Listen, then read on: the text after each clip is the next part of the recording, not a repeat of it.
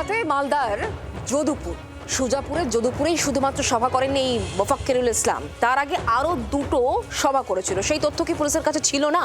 এই প্রশ্ন যখন উঠতে শুরু করছে তখনই সেই ভিডিও নিশ্চয়ই মনে আছে, একেবারে গাড়ির মাথায় উঠে মোফাক্কিরুল ইসলাম একেবারে গরম গরম বক্তৃতা দিচ্ছেন। তার পাশে একটি টোটোতে মাইক বাঁধার কাজ চলছিল এবং এই টোটোর মালিককে বলুন তো, তিনি একজন সিভিক ভলান্টিয়ার। এনআইএ সূত্রে এই খবর। জি 24 ঘন্টার অন্তর তদন্তে আর কি বেরিয়ে এলো দেখাই।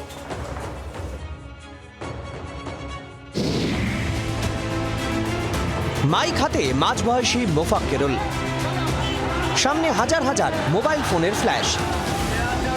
ভোটার তালিকায় নাম বাদের প্রতিবাদে মালদার সুজাপুরের কাছে যদুপুরে সলতে পাকানো হয়েছিল এভাবেই। এনআইএ সূত্রে খবর,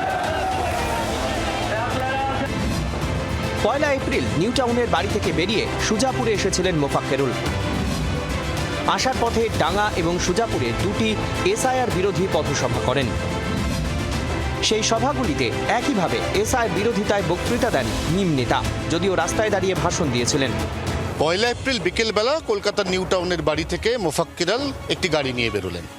সেই গাড়ি জাতীয় সড়ক যখন অবরোধে হাঁসফাঁস করছে তখন অনায়াসে পরপর অতিক্রম করলো 3টি জায়গা। তার মধ্যে 2টি জায়গা, সেখানে নেমে উস্কানিমূলক বক্তৃতা, তারপর সুজাপুরের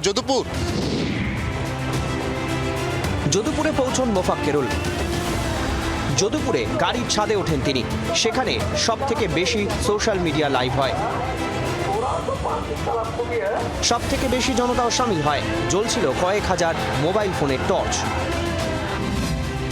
এখানেই প্রশ্ন, 1 এপ্রিল বিক্ষোভে অবরুদ্ধ জাতীয় সড়কে কিভাবে মোফাক্কিরুলের সহজেই যাতায়াত?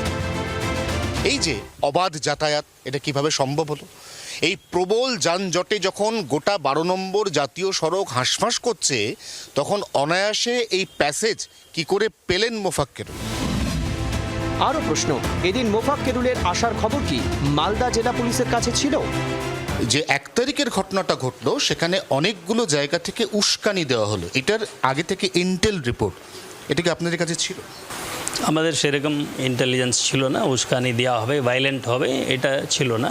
তো আমরা সেই জন্য রোড ব্লকেড এইগুলোকে বিভিন্ন দিনে যেভাবে আমরা চেষ্টা করে রিমুভ করেছি, কথা বলে রিমুভ করেছি, সেভাবেই আমরা রিমুভ করার চেষ্টা করেছি।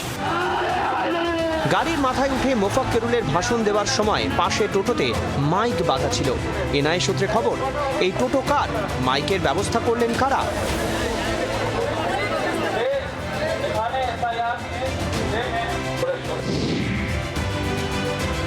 সেখানে হঠাৎ করেই তার গাড়ির মাথায় উঠে বক্তব্য রাখার সময় চলে এলো একটি টোটো। এখনো পর্যন্ত পুলিশ সূত্রে খবর সেটি একটি সিভিক পুলিশের টোটো। জোগাড় হয়ে গেল মাইক, টাকা জোগালো কে? নেপথ্যে কার ইন্ধন? স্থানীয় একটি মাদ্রাসার নাম উঠে আসছে। সূত্রের খবর, খারিজি গ্রুপ অব মাদ্রাসার ওই আঞ্চলিক শাখার ভূমিকা খতিয়ে দেখছে এনআইএ। তদন্তে নেমে পুলিশ এবং এনআইএর নজরে মোফাক্কিরুলের ব্যাংক অ্যাকাউন্ট। পুলিশ সূত্রে খবর, অ্যাকাউন্টে সাম্প্রতিক কিছু লেনদেন সন্দেহজনক। আগুনে ঘি ঢালতে কি মোফাক্কিরুলকে মসিহা বানানোর চেষ্টা? রাজনৈতিক বিশ্লেষণ অনুযায়ী যদুপুর আইএসএফ এর শক্ত ঘাঁটি। যদুপুর পঞ্চায়েত আইএসএফ কংগ্রেস জোটের দখলে। নবীনের সঙ্গে অয়ন ঘোষাল, জি 24 ঘন্টা। বাংলার আওয়াজ, বাঙালির আবেগ, জি 24 ঘন্টা।